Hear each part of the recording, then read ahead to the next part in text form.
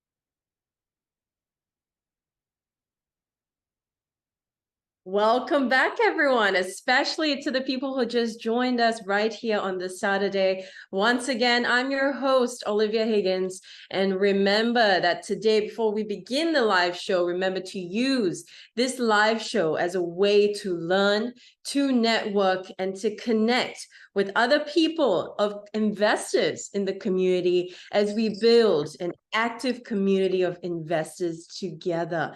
And so remember, these shows are crafted and curated just for you as an educational tool for you to guide yourselves in making better investment decisions.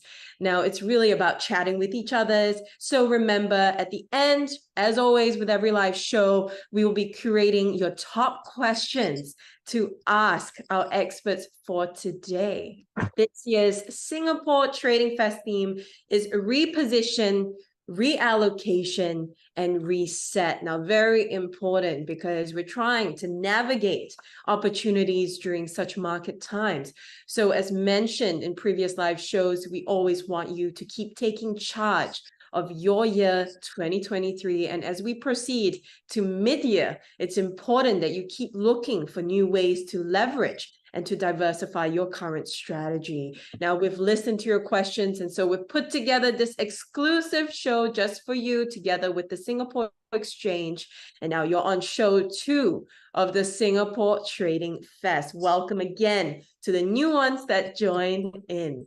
Today's topic, as China reopens, explore Singapore's market outlook and landscape to learn about the potential opportunities that you can use to reallocate and to reposition your portfolio for 2023. And so I'm honored to say that today with me from UOB AM, let's welcome Edward Pai, Vice President of Intermediary Sales, and Iris Fan, Assistant Vice President and Investment Analyst, Asia Equities, and of course, from Moomoo Singapore, Shern, Senior Manager of Corporate and Institutional Sales.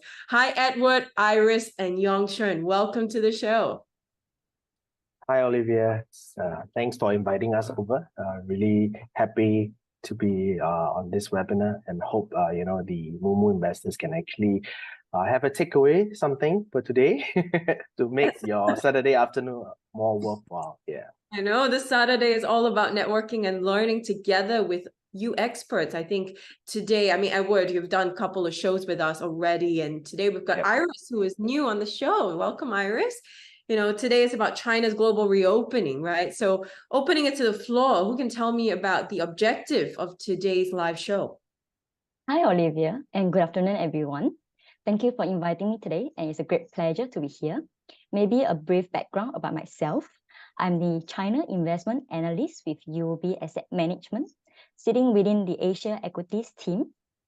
Maybe Today, I'll be sharing a bit about China's macroeconomic outlook and the equity market performance with you guys. And hopefully those will be useful for your investment decision making. Absolutely. I'm looking forward to it. Now, Yong, Shern, what about yourself? How have you been doing?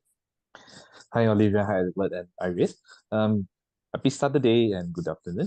So today, as usual, I'll be showing you on how to purchase, how to buy for products for UOB available on our platform. But of course, myself, I'm the senior manager from the corporate institutional department of Moomoo Singapore, who is in charge of the IPO fund distribution in terms of the ETF listings and also of other projects. So in terms of my personal interest, I'm a person that would likes investment a lot. So in terms of I also focus in the China, Asia market as well as the US market. So I'm looking forward to the sharings from Edward and Iris, and myself will be showing you on what is the next action if you would like to, if you think that there's a chance for the China reopening, and I think how to put all these insights into actions. So I'll be the guy that's showing you. Thank you. Back to you, Olivia. Thank you. So your specialization and also today's application part of the demo is also very important for the people who just tuned in. We're going to be learning about the insights to China's global reopening, but also how you can apply and also subscribe later on. So Yong, Shern, we'll be back with you shortly because we're going to have a short fireside chat and the sharing of insights by our guests from UOB. Sure. See you shortly. See you. Okay, so Edward and Iris, I'm going to jump straight into it. For the new people that just came in, today's topic, navigating China's global reopening, positioning, and opportunities. Now, I'm just going to open it to the floor. Could you provide a brief recap of the Chinese equity market and its performance at the moment?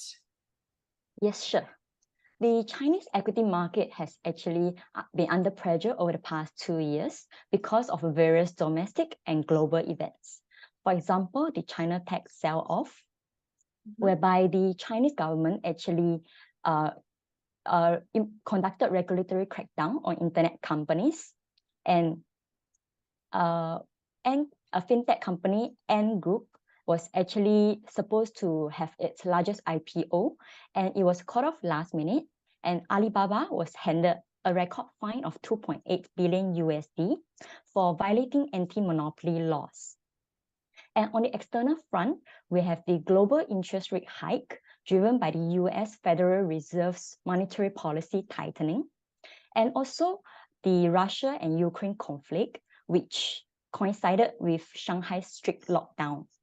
So as a result of this, the China equity market has actually underperformed the US equity market over the 5-year horizon, as we can see on the chart here. And with the black line representing the S&P 500 index, we can see that the S&P has actually had better return over the 5-year horizon compared to the China equity indices, such as the MSCI China A-shares, the Chinex index as well. However, times have changed. With China reopening and the internet crackdown behind us, and also the US Fed in the last phase of its interest rate hike, the China reopening will likely be the last piece of puzzle that's needed to help China play its catch-up to the US market. And in fact, we are already seeing some green shoots in January, as seen from the upticks in the slides. Thank you, Iris, for setting the context for that. Now, that was just a recap of the China equity market. Now, my next question is, what about this year? How has 2023 been for China, and what is the growth outlook? 2023 has been great for China so far, and we are optimistic about the growth outlook for China this year. As seen on the slide, China has relaxed its borders on the 8th of January this year after 3 years of COVID lockdown. And that is actually the largest development in China this year so far. why is that so? Because with that, it means that international flights will resume and there's no more quarantine or no more PCR tests for inbound travelers into China. And that's hugely positive for the development, economic development in China, as business uncertainties are reduced and the tourist activities can recover, and also supply chain bottlenecks will be eased. And as we can see from the slide here, China's air travel traffic has actually rebounded quite substantially just in January. And moving on to the next slide, we can see China PMI. The Purchasing Manager Index, which is a leading indicator for economic growth trends, is a good gauge of how we think the economic development will likely be for the time ahead. And based on the latest data from the National Bureau of Statistics in China, the March composite PMI actually hit another record high in for March with a print of 57. And that actually signals the strength of China's economic rebound after a murky 2022.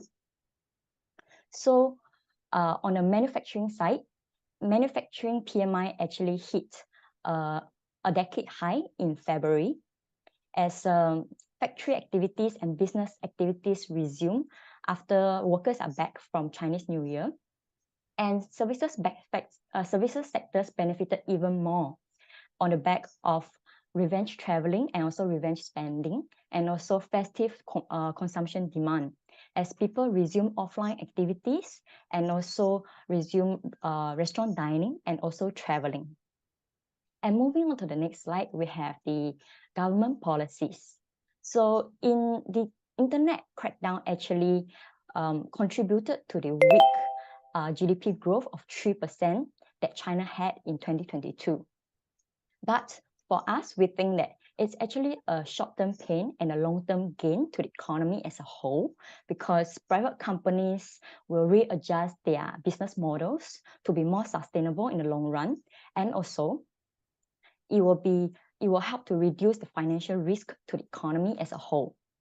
For example, Alibaba Group reorganized itself into 6 main business units just a few days ago, and that's actually a case in point, as it aligns very well with China's strategic direction, whereby the government do not want any conglomerates to be too big to fail. And Alibaba splitting itself into 6 main business units with separate CEO, separate board of directors, and separate listing will help to reduce the financial risk to the economy. And in 2023, the policy tone is actually more pro-growth and pro-business. So the central government actually has a GDP growth target of around 5% for China this year. And that actually is significantly higher compared to IMF's forecast for US, which is about 1.4%. So with that, China is likely to be the global engine of growth this year. And moving on to the next slide, we have the monetary policies from China. So unlike many other countries in the world that's actually struggling with high inflation and also and the central banks are trying their best to be on a rate hike cycle to rein in inflationary pressure. China stood out in stark contrast, as China's February CPI was rather modest at 1%, well within the policy target of 3% set by the central government at the NPC meeting. And with this low inflationary environment, the central bank, PBOC, actually has a lot of room to ease monetary policy to help fuel growth if needed. And as we can see from the chart on the right-hand side, China has in fact been on a rate cut cycle over the past 3 years. And now I will hand it back to you, Olivia. Thank you, Iris, for that. Now, really key point that you brought up there was that you said it was likely that it would be the global engine of growth this year, and you're looking at China's growth at 5%. Now, that's something that I'd like to highlight to the viewers watching, and I know I'm getting a lot of questions already for Iris and Edward today, so we'll leave that for the end of it. Now, my next question for you, Iris, will China's property sector and the US-China technology conflict continue to be headwinds for the country's structural growth? Well, the weak property market in China remains a concern to investors. As we can see from the chart on the right-hand side, after the Evergrande fiasco, China's home price has been in decline for the past 2 years. And with the real estate sector making up about 28% of China's GDP, and also the government's official stance that housing is for living and not for speculation weighing on sentiments, it is no wonder that investors are keeping a close look in this area. And in response, the Chinese government actually has put forward a comprehensive 16-point plan and to help stabilize the property market. And within the plan, there are measures to help broaden property developers' access to liquidity and also help to extend the loan repayment period for property developers. And we do think that there will likely be more stabilization measures coming from the central government or the local government for the property market, and we should see improvement on that front this year. And on the international front, on next page, we can sense that geopolitical tension has been on the rise in recent months, especially with the upplaying of the balloon incident in February, and more structurally on the technological front.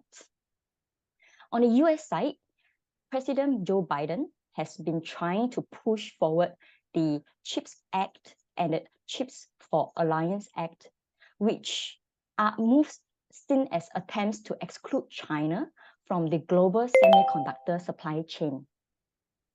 And people might ask, why are chips important, right? Chips are actually pretty important because advanced chips are needed for the future technologies such as 5G, 6G, telecommunications, AI, artificial intelligence, EV, electric vehicles, and quantum computing. And so in face of US curtailment to China, China is actually investing quite heavily to build up local substitutes and try to be self-reliant along every part of the semiconductor supply chain.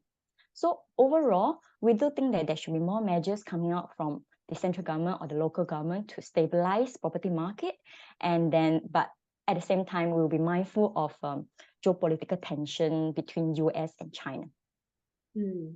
Thank you, Iris, for that update and also for highlighting the context for the current property sector and also the technology conflict for the US and China and what to look out for. Now, the next question is about China A shares. Now, what would you say are the expectations for China A shares valuations for 2023? Well, we have mentioned the positive developments in China so far and the residual headwinds for the economy. So what about valuation? And as an investor, that will be the most important question that we ask. Is it a good time to enter the Chinese equity market now?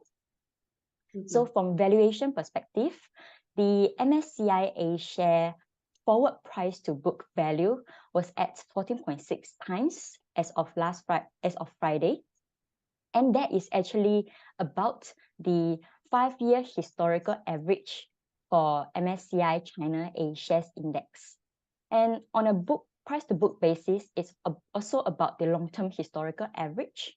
However, with China reopening and also with the economy entering a cyclical upturn, we do think that there is potential for the index to move beyond its 5-year historical average and entering an upcycle. So with that, we think that it's probably a good time for investors to start considering and looking into China if you are looking to have a diversification tool to enter China or just outright taking a view on China's outlook. Yeah. Thank you for highlighting that. I mean, for your China's attractive valuations, I mean, that graph particularly was quite important. And so I think for those who are watching, I know I'm getting questions about the replay of this.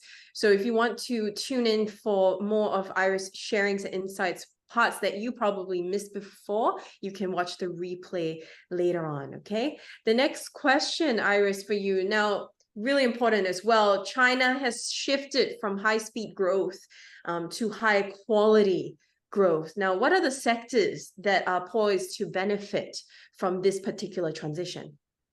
Yeah, maybe I'll get this because actually you directed that. No worries. Yeah, so okay, so with that, in the next slide, which is on the slide 15, I think one maybe I just want to highlight the China's strength, right? So today, China is the second largest economy in the world, definitely poised to take over US in the near future. Actually, it's really near, I think, 2030. That was the forecast. And it's also a significant trading partner for many nations. So, China being the top exporter and importers of goods globally. They have the largest middle income consumer market as well. So if you can see in the slide, the estimated is about 700 million.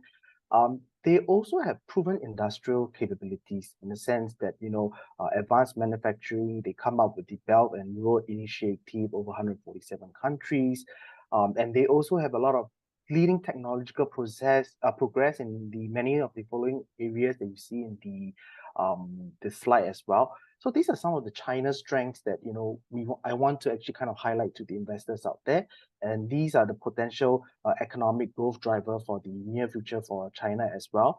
And what we are seeing today is, China's economic transition into more high quality growth. The high-speed growth has actually kind of tapered, and now we're moving into that transition. So with that transition, in the next slide, on slide 16, I think, there are some of the structural opportunities. So presidency's development objectives for the next decade is also about technological innovation. Of course, also on the economic modernization, digitization as well, and of course, continue opening up to the world. So with that, some of the structural developments are basically China's carbon neutrality target. Unfortunately, China is still one of the largest greenhouse gas emitter in the world. That needs to change, even though 2060 seems to be quite far away, but I don't think it is that far away for China as well. So relatively, it's quite important. So with that along, there was definitely increased demand and policy support for EV vehicles as well as renewable energy sources as well. So with that, your EV components, ecosystem, the needs for semiconductor in your EV vehicles and so on and so forth actually increases in demand. And also China is definitely, growing older, growing population as well. And with that, there is a need for increased demand in healthcare related services, biotech, pharma, and also that will need the increase of robotics, AIs, and basically a demand in technological area. So there is a need for every level of self-sufficiency in the technological innovation. So these are some of the structural opportunities that we are going to see, or it's already happening right now. So maybe I just kind of briefly touch through some of the areas in the sense of in the next slide, where we see, China's booming EV industry. So like I've mentioned, right, China's largest greenhouse gas emitter, they aims to become carbon neutral by 2060. And of course, the Chinese government plans to establish a very comprehensive clean energy supply systems and advances to key renewable energy projects in the future. And nearly half of the world's low carbon spending took place in China as well. So the country actually spent about nearly, I think, $550 billion in 2022 on investments that include electric vehicles, batteries, solar, and wind energy. And if you can look at the chart on the left, which is the EV sales, you can see that China is actually leading the way. There's explosive EV growth fueling. And of course, with that, it's just not in domestic consumption, but it's a global phenomenon, right? The EV growth. So that also fuel demands for battery. And the global EV battery market is expected to grow from 17 billion to more than about nearly 100 billion between 2019 and 2028. And when we look at the geographical distribution of the global EV battery supply chain, which you see on the right, I think China has quite a significant dominance in a lot of the areas like material processing, cell components, battery cells, and EVs, and so on and so forth. Yeah. So, and in the next slide itself, they do also have dominance in the solar PV supply chain, right? So if you look at it, China's currently dominate the global solar PV supply chain. The China share in all the manufacturing stages of solar actually exceeds 80%, and the Chinese industrial policy focusing on solar PV as a strategic sector on growing domestic demand have enabled economies of scales and supported continuous innovation throughout the supply chain. So, and solar PV products are a significant export for China as well. And when we look at the manufacturing capacity by country and region from 2010 to 2021, you can see, the red color bar, which represents China, is actually high in dominance. So they really do have a dominance and what we call monopoly in this market as well. So that is basically on the green economy transition. And when we look at the graying population, the demographic advantages that China has enjoyed for decades, a young workforce that capitulated China to the world's second largest economy is now diminishing. So right, and definitely a shrinking workforce does not really gel well for the country's economy. In what sense? In a sense, in terms of productivity, right? So in 20 years, China's elderly will double from 10% to over 20% of the population. And by 2050, there will be about 330 million Chinese who will be over the age of 65. So policies aimed towards, encouraging the market to develop innovative services, creating profit incentive to provide quality elderly care, cultivating robotic and telecommunication technologies for providing partial care. All these are actually very important. And for China to be China, it must take care of its elderly. And for China to become a fully modernized country, I think its aging population maybe is number one economic problem that they actually need to resolve. So healthcare is an important growing new economy sector in China that offers growth opportunities for investors out there. There are fundamental tailwinds such as aging population, expansion of the middle class that have contributed to the rising demand for healthcare and wellness services as well. So if you can see, China's healthcare expenditure as a share of GDP has always been on the rise. Definitely, it's going to actually increase as the years go by. And one of the more interesting things that I probably want to show in the next slide, when we look at the China's healthcare expenditure per capita, you probably think it'd be, somewhere along in the middle, but the answer is no. It's still at the right end of the chart, where it's at the lower point. And when we compare to the OECD countries, I think the OECD countries are at about $4,000 in terms of the healthcare expenditure per capita. So you can see that, with the growing population, the rise of middle income consumption in the healthcare services, I think this is definitely poised to actually increase as we go along. Yeah. So I think these are some of the things that I probably would want to highlight. Back to you, Olivia. Thank you so much, Edward, for highlighting the structural opportunities. And of course, I think one key thing also for the EV industry that you brought up and also highlighted all the different facets that they should be looking out for in terms of how they're becoming dominant in certain areas in the industry.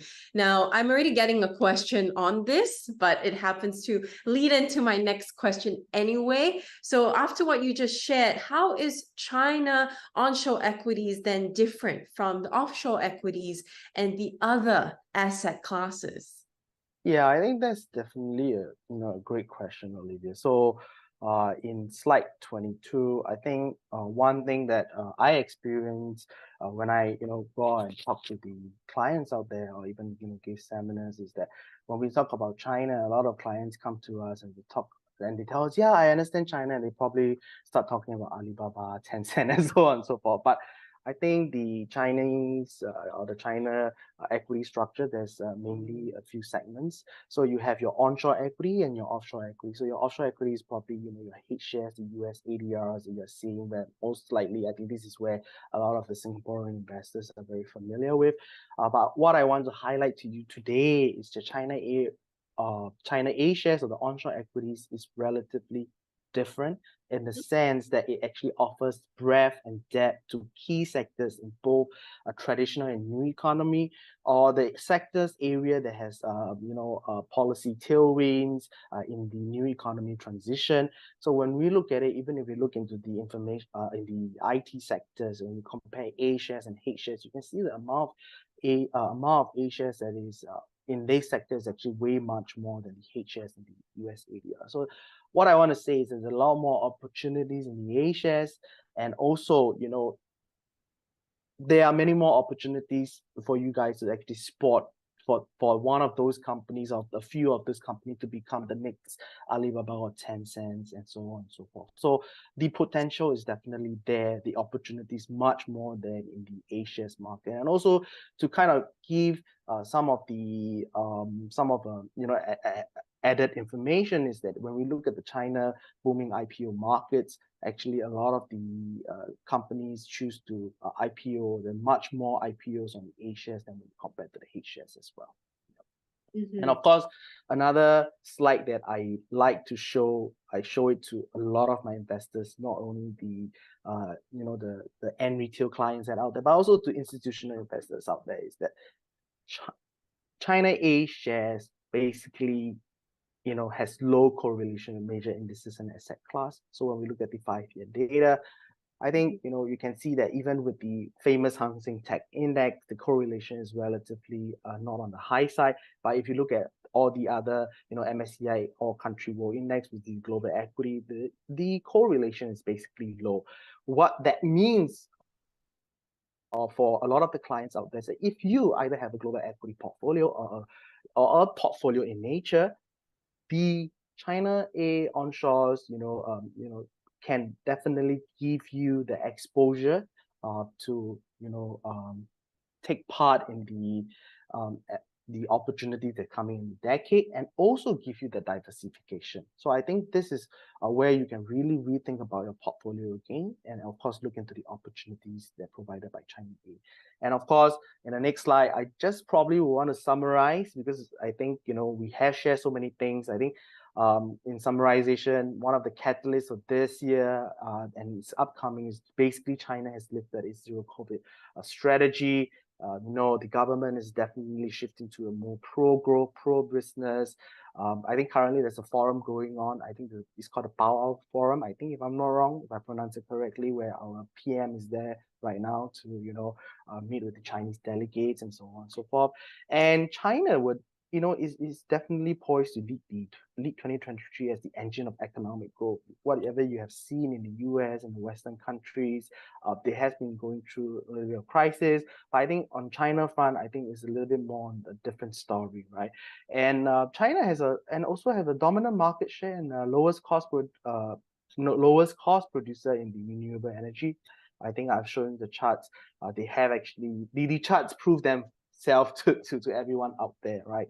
And of course, as what Iris have said, Chinese equities have actually underperformed the past 2 years. And when we look at the market valuation, it is definitely attractive. And of course, with that along, I think there are some short-term risks as well. And basically, a lot of the short-term risks fall on the US-China geopolitical considerations. Yeah. Thank you for that, especially the data and all the insights you shared based on the research and the summary points that you provided for us. Now, for the summary points, those people who just joined in, you are asking questions about whether you can get a copy of these slides. No, but you can watch the replays and listen in to what Iris and Edward previously shared. Next question, what are the investment strategies for China offered by UOB Asset Management? Great. This is I think one of the best questions. So yes, we do have our China solutions. In fact, we have 2 ETFs on China solutions that's listed on the SGX. So if we go to slide 27, I think these are the 3 ETFs that we have on SGX itself.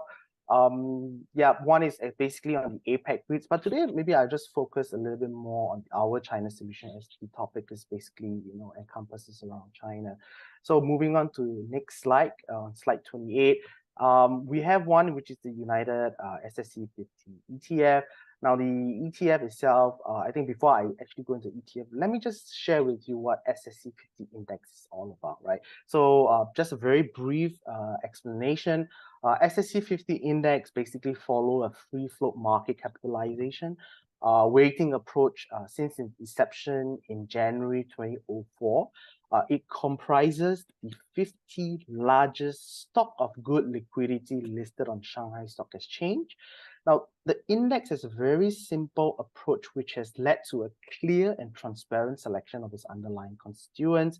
So number one, basically, it has a lower unsystematic risk. So there's no alteration of constituent weights or the introduction of undesired risk, which might be more evident in sector-based, thematic, or factor-style strategy.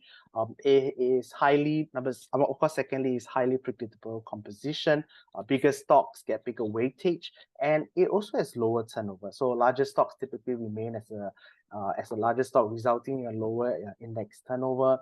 And it also have relevancy for China A-share market exposure. So despite its small set of underlying constituents, the SSC 50 index basically represent over nearly 17% of the Shanghai Stock Exchange based on market cap. So there are over 2,000 companies that are listed on the SSC main board and star market. And additionally, the SSC 50 index is highly correlated to the broader China A-shares market, making the index relevant to investors looking for China A-shares exposure. And of course, being the one of the largest, comprising the largest stocks, it concentrates on the traditional industries and is basically also known as some of the onshore blue chip securities. Yeah, and when we look at the sector allocation in the next slide, you can tell that it is actually quite diversified. You have your financials, you have your consumer staples, you have industrial, and some of the companies that you kind of find inside in the index into the financials are like the likes of the CITIC Security, China's Merchant Bank. I think consumer staple, I think this is the very popular Kway Chou Multi. So if you have actually drink before Kway Chou Multi, I think I kind of like it. Yeah, and actually, yeah. So it's their, if I'm not wrong, it's their kind of like rice wine. Yeah. So, and it's really famous in China. And of course, in terms of industry, some names you see are like the likes of the Longi Greek technology. So this is a very brief, introduction to the index itself. The index also went through a rebalancing. So it's actually rebalanced on a semi-annual basis, one time in June and one time in December. So the recent one is basically in December 2022 in the next slide, slide 30. These are some of the new constituents that went into the rebalancing. So we have what we have is the let's example Nari Technology. What do they do, right? So they are a China-based company mainly engaged in development, production, and sales of hardware and software products related to the power industry. You also have the Hoshine Silicon industry. Also, China engaged in research, development, and production and sale of industrial silicon and other silicon-based new materials. We also have Trina Solar, Chinese photovoltaics company founded in 1997. They manufacture cells and does research and development on PV products. It also develops and sells smart microgrid, multi-energy complementary systems, and so on and so forth. So these are some of the new companies that basically went into the SSC 50 index rebalancing. So that's for the SSC 50 index, a little bit more on the onshore blue chip kind of securities and the index.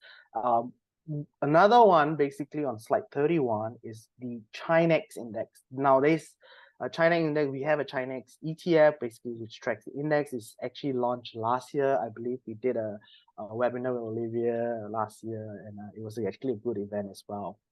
So the Chinex index itself is a benchmark and flagship index of the Chinex market.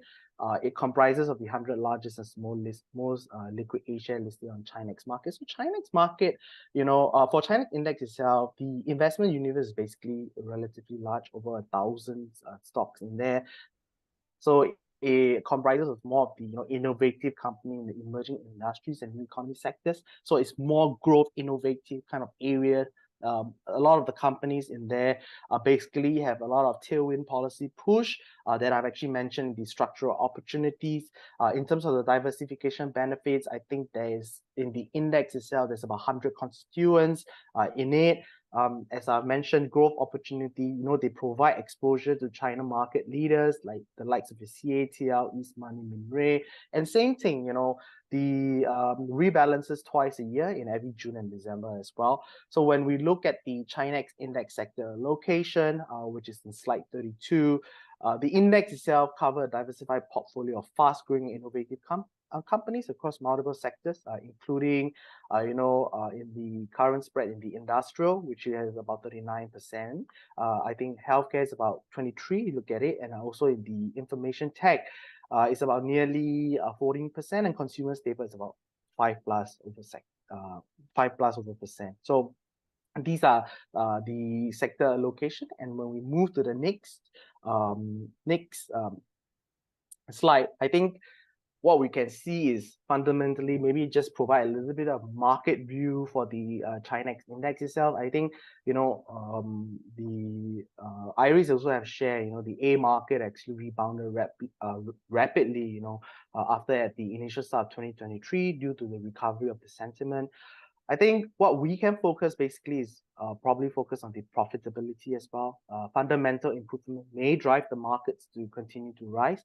So when we look at Chinex, I think in terms of the long-term earning per share growth or the EPS growth of the index, on the left side, Chinex index leads the rest of the broad-based indices, reflecting that high growth company emerged during the continuous transformation and upgrading of China's economy. And based on the report of the 20th National Congress of the Communist Party of China, I think the 14 5-year plan that we believe that science, technology, innovation, digital intelligence, green and low carbon development, and people's welfare are the 4 keys areas for transformation in the future. And Chinex, is the representative of all these science and technological innovation. So when we look at the earning expectations in the future, I think Chinex index expected EPS growth rate in 2022 to 2024 are ranging from 39, you can see for the year and 26 respectively, which continue to maintain the high growth. And of course, along with the repair of the overall valuation of the A-share index, the futures earning will definitely become the core driver for growth. So that is where I show you in the next slide in terms of valuation. Even for Chinex itself, I think the Chinex index current PE, when we look at the trailing 12 months, is actually 42 times, which is still below the 1 standard deviation for the past 3-year average. So in that sense, to just plainly put it, is a good time to look at, and probably also a good entry point for clients out there who actually want to invest in the next growth of China. So in the next slide, slide 35, I think I also just want to give you a rebalancing update for clients who are tuning in, who are already investors on the Chinex ETF or who are potential investors. I think the latest total market value of each added new stocks or the new security is actually more than RMB 10 billion. And after the rebalancing of the Chinex index in December 2022, nearly 80% of the index has exposure to China's 3 key areas of economic development, which is basically what I've mentioned, right? Advanced manufacturing, digital economy, green energy. These new allocations also represent a substantial increase from the previous period in terms of the constituents. And according to the new constituents, when we look at the quarterly report in the first 3 quarters of 2022, I think the R&D expenditure of these new securities that came in the first 3 quarters actually totaled more than RMB 500 billion, which is an increase of about nearly 20% year on year. And the return on equity recorded is more than 10%, I think 10 to 13% of, and of course their operating income also increased by 40% year on year. So I think these are some of the companies that you can actually expect to have in Chinex index.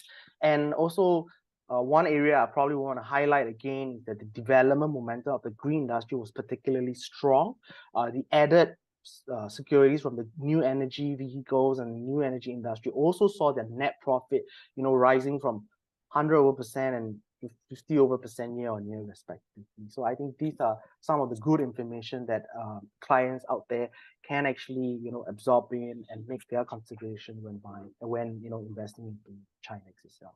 And of course, these are the top 10 constituents. I wouldn't go through it too much on slide 36. One thing that you will notice that when we look into our ETF is that, we have the Ping An name in it. And basically for this UOB and Ping An Chinex ETF, we are launching, and it is also the first ETF under the MOU between Singapore Exchange and Shenzhen Stock Exchange. The ETF itself provides a unique opportunity for our domestic investors in Singapore to actually reap the rewards of investing into the futures of China innovation. And of course, in the next slide, I just want to share with you about Ping An Fund Management as well. I think UOB AM has a joint venture with Ping An Fund Management in 2011, when we expanded into China to capitalize on China's long-term economic and financial market potential. And of course, this setup is also UOB's AM competitive advantage. We are able to fully leverage on onshore domestic investment capabilities and local expertise via a mainland Chinese reputable fund manager to offers investors outside China a direct access, of course, to the country's onshore investment opportunities. And I think we all have to admit that investing in China is not always easy, right? As one requires a nuanced understanding of this unique political, legal, and cultural landscape.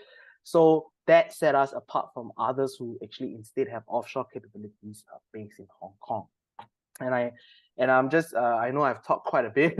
So lastly, in the last slide is that why, UOB and China ETF. Basically today, if you are a foreign retail investor, there is almost no way you can actually invest into there unless you are a foreign institutional investor. So we are giving you the accessibility, to gain access to the China Asia market, right? Well, I've mentioned to you, I've shown you the correlation matrix. I've also tell you and then share with you the numbers and the charts on the potential opportunities in the China's economy transition as well. So I think these are the opportunities that investors out there can definitely make use of. And of course, this is also a retail friendly product. Basically, it's an EIP product. Yeah. So I think that's it for me. I hope I have shared enough. Thank you. Thank you so much, Edward, for answering all those questions. And while you were sharing, we're getting a lot of questions as well on our broadcast channels, YouTube, Facebook, and also in-app. So I've picked out some of the questions, but we'll ask at the end. So keep them coming, okay? So thank you, Edward and Iris, for that. We'll answer the questions later on in the show. Now, to recap, this year's Singapore Trading Fest theme is reposition, reallocation, and reset. So, just to sum up and to round up our fireside chat, Edwin and Iris, my first question is, because we're in Singapore right now, we've got a lot of active investors also invested in the Singapore market. Now, with China's reopening, how does that impact Singapore investors? Maybe I will go first. So the most obvious benefit to Singapore will be tourism. Chinese tourist arrival to Singapore was 3.6 million in 2019, and that was at pre-COVID level. And that actually makes China the largest contributor to Singapore's tourism industry in terms of tourist arrival count and also tourism spending. The Singapore tourism industry actually suffered quite a bit during the COVID years. And with China reopening and revenge traveling and spending by Chinese tourists, we could see a strong rebound in Singapore's tourism industry. And the second point is that China is also Singapore's largest trading partner, with a total merchandise value of 175 billion SGD as of last year. Singapore exports quite a fair bit of machinery, electronics, petrochemicals, and pharmaceutical products to China. So these sectors could see a rebound in export orders with the reopening of China as the businesses in China resume their operations, and also with the normalization of international supply chain. And now I will hand it over to Edward to add on. Yeah, I think I answer what I want to answer. No, I mean, okay, just to kind of add on, I think in general, there will be further strengthening of economic ties, not only with Singapore, but within Southeast Asia as well. Singapore itself has been actively, seeking to deepen its economic engagement with China, particularly through the implementation of RCEP, which is the Regional Comprehensive Economic Partnership, which is also one of the world's largest, free trade agreement that further integrate trade and accelerate investment between China and Southeast Asia. I think the reopening of China definitely can provide Singapore and the rest of Southeast Asia, with opportunities to collaborate with China in various sectors, including infrastructure, finance, and also, I think one of the key important sectors is definitely the digital technology. And of course, another point that I probably want to highlight is attracting Chinese investment. I think Singapore has traditionally been an attractive destination for foreign investors due to its business-friendly environment, skilled workforce, and also the strategic location. Now, Chinese companies have been increasingly investing in Singapore, particularly in the areas of technology, finance, and real estate as well. So the reopening of China can lead to an increase in Chinese investment in Singapore, as Chinese companies definitely seek to expand their overseas footprints and tap into the Southeast Asian market. So overall, I think I'll probably just summarize is that the reopening of China can provide significant economic benefits for Singapore, ranging from increased trade and tourism to deeper economic ties and investment flows. And of course, Singapore's strong connectivity to the rest of the Asia, combined with its business-friendly environment and skilled workforce, can definitely position well as a key partner for China's economic expansion into the region. I think that's my answer for you, Olivia. Thank you for summarizing that, as well as, a key point that I would like to bring up from what you shared towards the end of your presentation was having that nuanced understanding of Chinese markets, and also, trying to see how that is part of the relationship of how Singapore investors can really utilize that opportunity and the structural opportunities that you highlighted. So to end off, what would you say is that summary macro outlook as we go into the second half of 2023? Again, maybe just let me start off first. On a macro front, President Xi has explicitly stated that 2023 will be a year of economic growth for China, and the policy focus will be more pro-business. So we do expect to see more supportive measures coming from the central government or the local government to help stimulate consumption and stabilize property sector, and while all at the same time pushing for infrastructure building. And also China's high GDP growth target of 5% will make China likely the engine of growth for the world, and that's mostly driven by domestic consumption and a rebound in tourism. And then on the micro front, corporate earnings will likely surprise on the upside, as consensus expectations are behind the curve. And also we expect to see more actions from big internet conglomerates such as Alibaba's reorganization, as we mentioned just now, and also JD's IPO for its subsidiaries such as JD Property and also JD Industrial. So this will help to create more shareholder values. And now I will hand it over to Edward to add on. Edward, anything to add to that? Yeah, I think I do have. So I think for economic growth for China as well, I think IMF has actually projected that China's GDP growth will continue to expand. I think the projection was about 5.2% for 2023. I think this growth will be continuously driven by both domestic demands as the country's population continue to urbanize, middle class actually expands, and external demands as global trade pickups with China's continue as well. Some of the things that I probably want to re-highlight again, because this is really actually very important, is that their carbon neutrality goal. So, when they actually announced a carbon neutrality goal by 2060, now achieving this goal will require significant investments in renewable energy, electric vehicles, and other clean technologies as well. So I think, as we go along into 2023, China is definitely expected to, continue implementing this policies and incentives to encourage businesses to transition towards clean energy. And that is definitely going to create new opportunities for business in the renewable energy and clean technology sectors. And another one thing is, whatever there's ongoing with the US-China tech, war, we can say it. I think China has been prioritizing innovation and investing heavily in research and development with the goal of becoming a leader in emerging technologies such as AI, 5G, 6G, and quantum computing as well. So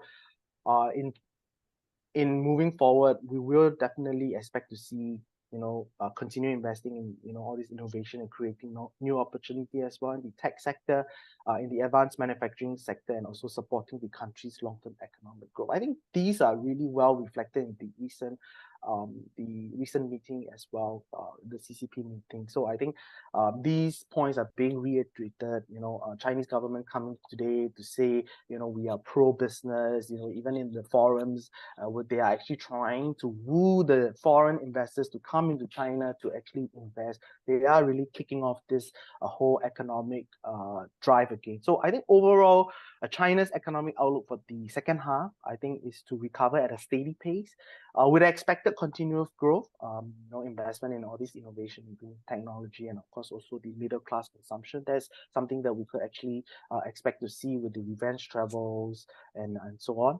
But I think even though there's a lot of good things that we have to say about, I think everyone has still to be kind of mindful that risk and uncertainty still remains, such as a slowing global demand and also further geopolitical tension. So I think this is basically what I want to actually end off for my answer to you, Olivia. Thank you. Thank you so much, Edward and Iris, for the fireside chat, your insights. And I'm looking forward to answering the questions from our live audience right now at the end. So we'll be back with you shortly, Edward and Iris. So to the audience watching, you've heard the analysis. Now, how exactly can you subscribe or actually apply what you learned today? It's not enough to just take the knowledge, but to actually apply it to see how you can implement that into your current portfolio. Now, right now, we're about to have a live demo from Yong, Shern, who is the Senior Manager of Corporate Institutional Sales. So take out your phones. If you're on your desktop app, take it all out and follow through with this quick demo. Take it away, Yong, Shern. Hi, Olivia. Okay. So as usual, so if you'd like to follow like what I've mentioned by Olivia, you can feel free to take out your phone. Right now, please allow me to share my screen.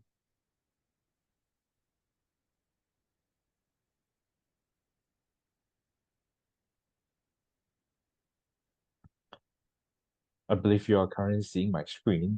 This is the Moomoo app. So I'd say this is the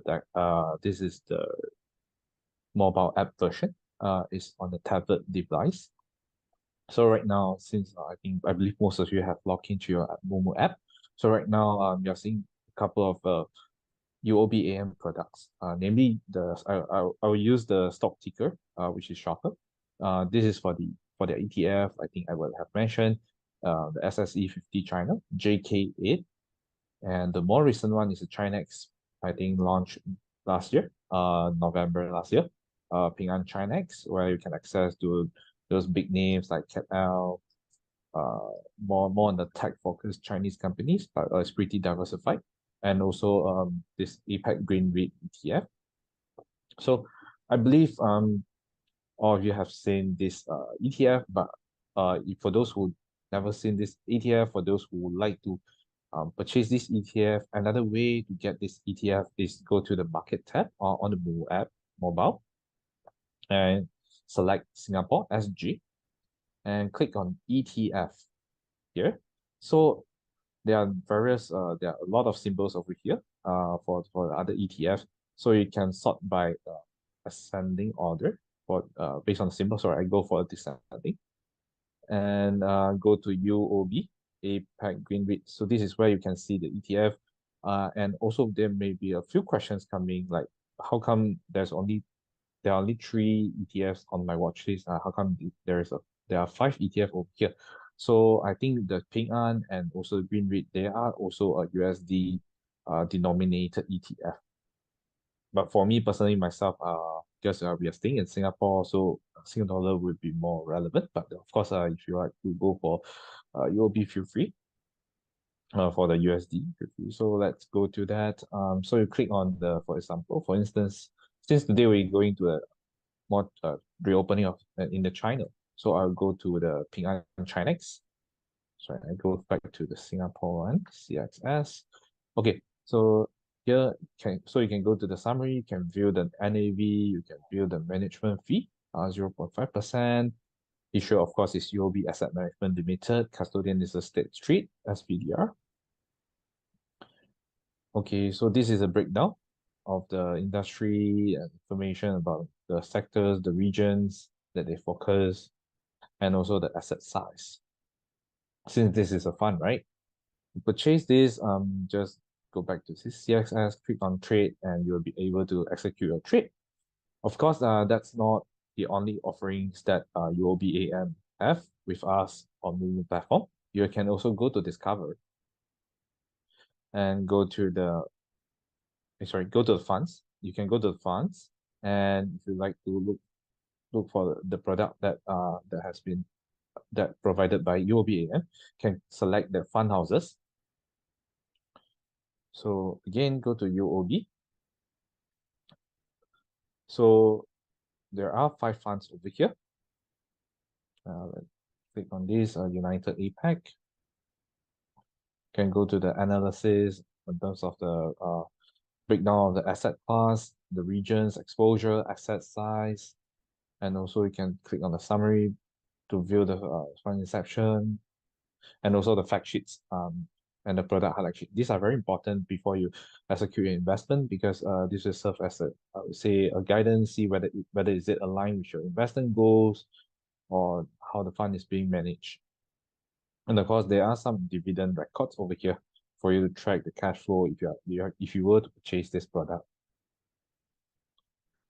As always, for those who are new to ETF products, or for those who are new to funds products, not to worry, because our platform also offer I think quite a lot of educational materials, such as the tutorials on ETF and funds. So you simply go to Discover, click on Learn. So here are more than hundreds of educational materials over here. Of course, if you're looking to buy funds, you can click on the funds to learn what is ETF, what is the basics, how can ETF help your investments, because in my opinion, ETF is a product that helps you to diversify your portfolio and without incurring a huge cost. Because if you were to buy 100 of stocks, you need to perform 100 transactions.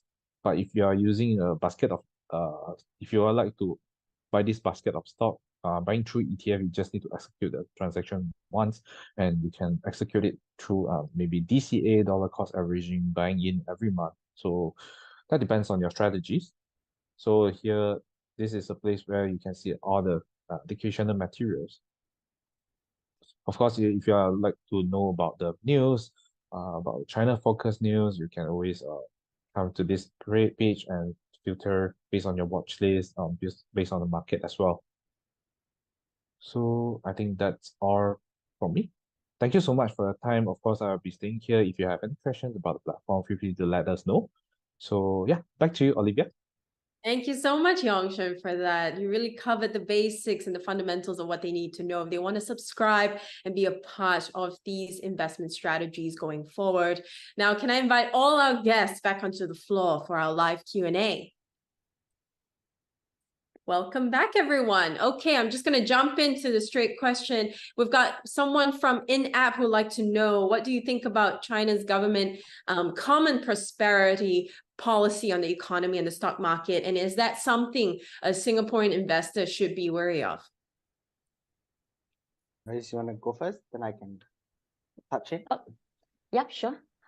With regards to the common prosperity drive, it's actually, like we said, it's a short-term pain and a long-term gain for the economy. And the internet crackdown is actually part of the common prosperity drive, whereby the government actually wants the corporates to distribute some of the wealth that they have built up to the people on the ground. And for example, they have asked big conglomerates like Meituan to provide insurance for their delivery drivers and also provide better benefits overall in terms of salary as well, to just help the gig workers. And as you might already know, China's youth unemployment rate has gone up slightly during the COVID period, and a lot of the youth actually went to the gig industry. So with that, the Chinese government really wants to have the distribution mechanism in place to support those people and help to ensure that there's more equality in the economy as a whole. Yeah, and now I will hand it over to Edward. Yes, Okay. Yeah, okay. I think to further add on, I think common prosperity as what Iris has also mentioned, right? Yes, it's definitely going to be the short-term gain, but in terms of when you look at the long term, I think there is much gain to it. So even things like, you know, Alibaba splitting 6 different companies to, you know, to look at IOPs and all this kind of thing. I think, you know, what is good is that it actually eliminate the things like, you know, being the monopoly in the market. Definitely startup companies out there, or smaller companies, at least they have a chance to compete on a fair ground, right?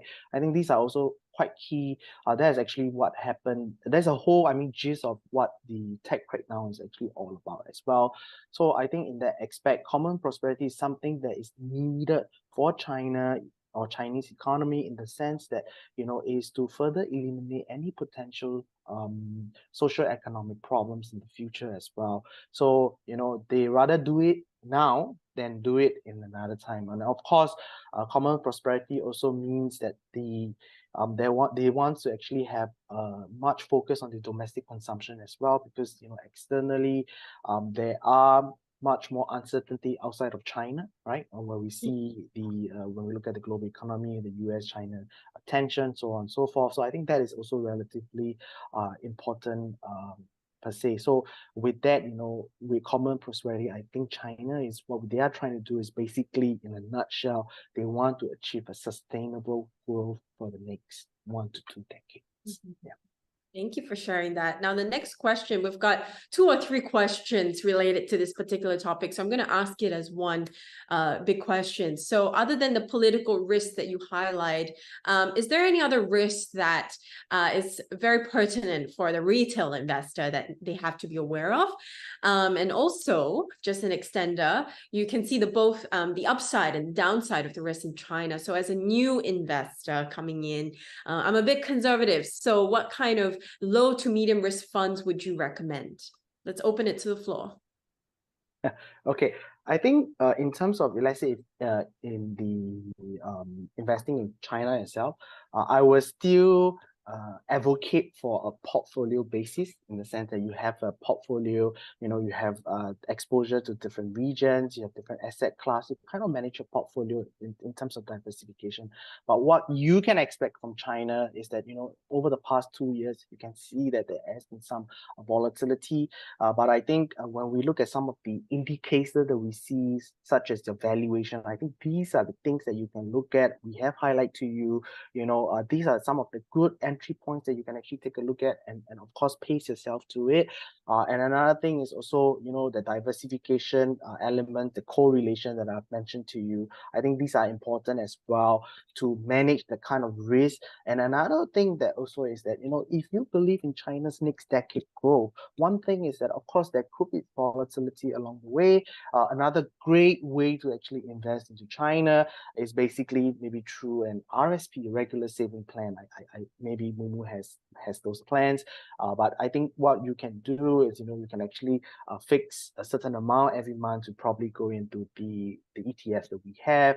You know, be it whether you want to actually have an exposure to a higher growth, innovative sectors like Chinex, or maybe, you know, onto the more blue chip securities that we see out there. So you can really kind of understand your own risk and go for areas that you actually like to go for. So that's probably what I would do, and that's what I have been doing as well ever since I've started working. RSP has definitely been a great way for me to invest as well as increase my portfolio as I go along. Yeah. So I think this is something maybe more personal finance education that I can actually share with the investors out there. Thank you for that. Now, Yong, I just want to ask if you have anything additional to add to that, because I know you deal with a lot of retail investors and also the new investors that come in regarding this. Anything to add on? Yes, Olivia, thank you. So yeah, I have dealt with a lot of retail investors from various backgrounds. I mean, be it the high net worth, be it the new investors who are looking to explore, or even some of the institutional clients. So in terms of buying the funds, like what Albert have shared, RSP is the way to go. Yeah, Moomoo has it, and in terms of RSP, how you can set it like routine, like every week, every month, or bi-weekly. So that depends on frequency you want. In terms of a fund that you want to draw, where you want to draw the funds can be from the Moomoo account, where I would put it as a Moomoo wallet inside there, or you can directly use the DDA linkage. Every month we will, like, for example, you put it $500 per month. We will deduct the funds from your bank and then put it into the fund, the funds automatically every month based on the cycle. So this is the platform. In terms of a product, in terms of market, I would say to have a ETF is a good product. Personally, I think this helps in the diversification, and like today with the reopening of China, you have seen in the past 2 years the correlation between the China market and the US market actually, I would say, have dropped.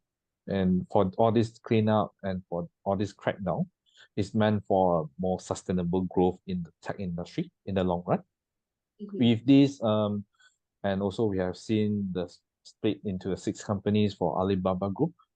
Personally, I think there could be a chance that another companies, I mean, I don't know who I don't know which company is that. I believe this will set a benchmark where some other tech companies may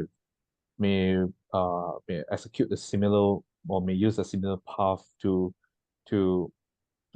I mean, this is a good path to explore in the future for tech companies in China. And I think this is where the government want for common prosperity, where I believe everyone has the access to everyone has the rights to access to basic needs. So not to allow only a few major players monopoly in the main market. Yep. Thank you for that. Next question. Can you explain more details on the rebalancing? Now, rebalancing is based on equity prices or company performance or a mix of various indicators. Perhaps Edward or Iris, would you like to start first? Yeah, probably maybe I'll just go with this. So I think the rebalancing is basically based on the index methodology, right? So maybe for China itself, what it does is it actually selects constituent stocks from the for the index itself. What they do is they actually calculate the daily average total market cap and the daily average trading value during the previous 6 months of all the stocks in the stocks universe. And then thereafter, what they do is they actually rank stocks in the stocks universe in descending order accordingly to their daily average trading value. And they exclude the bottom 10% and of course ranks the remaining, and lastly, rank the remaining stocks in descending order according to their daily average total market cap and select those which ranks in the top 100 as a constituent stocks for the index. So that's how the rebalancing is basically done. So from there, you probably would have some that's fall off and so on. So I think it's a very systematic methodology because it's a market cap rate kind of index for both. Yeah. Thank you for clarifying that, Edward. Now, the last question from someone on YouTube would like to know, as a Singaporean investor, I'm quite active in this space, but I've also read some data sources that perhaps because of some regulations issues, businesses do want to relocate to Singapore and out of China instead. Now, do you have anything to say to that regarding how that impacts Chinese growth? Maybe I will take that first. So Singapore is a good location for a lot of the companies who want to maintain neutrality. And in view of the geopolitical tension between US and China, being located in Singapore helps to elevate the concerns from both the US side and the China side. And that helps to further the growth of the company if the company wants to expand internationally. Whereas for companies that still would like to access the largest middle income consumer market in China, having another branch or the headquarters in China also makes a lot of sense. And a lot of the supply chains are already built up in China, such as the EV, which has a very complex supply chain built up within China itself. And maybe they can opt for a way whereby they have some functions within China and some functions located in Singapore to benefit from both. Yeah. Thank you so much, Iris, for highlighting that. Does anyone like to add anything to this question? Yeah, I think probably what Iris say is something that, I echo as well, in the sense that, one thing is, of course, you have to look at what your business needs are, right? Really, whether you want to tap into the China's, large supply chain ecosystem in the relative industry, the likes of the EV, they have a whole array of ecosystems. So they are not just producing, like for EV example, for say, right? They're not just producing the EV cars, but they have an ecosystem of every, area of the whole EV productions, to battery, to components, to raw materials. China actually dominate in those areas. So it's really about where your business needs are, right? If you are assessing more into the international space, I think like what Iris says totally makes sense. You look into Singapore because of the strategic location. I think I've mentioned earlier when you asked about, how China reopening is going to actually impact Singapore, right? I say that, we are attractive destination for foreign investors as well because of our business friendly environment. But just that we also have to understand when you are actually partnering with China, I think there are some things that you need to take definitely watch out for is the cultural, legal landscape. They need some kind of nuance, understanding to those as well. Yeah, but definitely in all, China's strength is they are still the largest trading partner for a lot of the countries out there, especially for Southeast Asia. So I think, there's nowhere we can actually kind of escape from China. And today, when we look at the world, if you want a good, sustainable growth, I think China probably, provide that 5% growth, because when you look at US, I think they're looking at the IMF has actually projected about 1.5%, so on. So I think we do have to take China into consideration, be it investment or be it you're doing business. Yeah. Thank you. Now, Yong, Shern, anything to round up for that particular question? Yes. Thank you, Olivia. Also, I think in terms of relocation and everything, so far, I believe most of the companies still adopting China plus one strategies. In terms of volume wise, I would say it will drop maybe slightly, but we are also seeing a number of Chinese companies who are listed also going overseas for expansion. So with this expansion in terms of if you're investing in the stock market, I believe this is also healthy to diversify the earnings. Of course, they are still mainly focused in China, but of course there's another source of income, source of revenue. I believe the drop from the relocation will be offset by the even for the local company to go overseas from China. And then in terms of we're also seeing number of like you see a couple of days ago, if you are following the US stocks like Tesla, they are working together with CAT, which is one of the component stock in the Chinex index. They are setting up a factory in the US. So this is what I meant with the offsetting of the relocation revenue. And we're also seeing that Chinese market is more self-sufficient right now, in line with the policies. So they are right now focusing in domestic consumption, domestic market. So with the growth of the domestic market, will also helps on the earnings of these listed companies in the US, in the Chinese exchange. Thank you so much for sharing that. Now we're getting more questions, but that's all the time we have left for today. As always, to our guests today, Edward, Iris, and Yong, Shern, thank you so much for answering the community questions. But let's end the show with your key takeaway for our audience. Edward? Yeah, I think this this is the point where, you know, you can start looking to actually invest into China. So many things to look at, right? You have your reopening, you have your valuation, you have the economy transition. When do you see an economy transition again? It's almost every 2 decades or 3 decades. And I think this is an opportune time for everyone out there. Yeah, that's my takeaway. Thank you. Iris? Yeah, China is one of the fastest growing major economy in the world.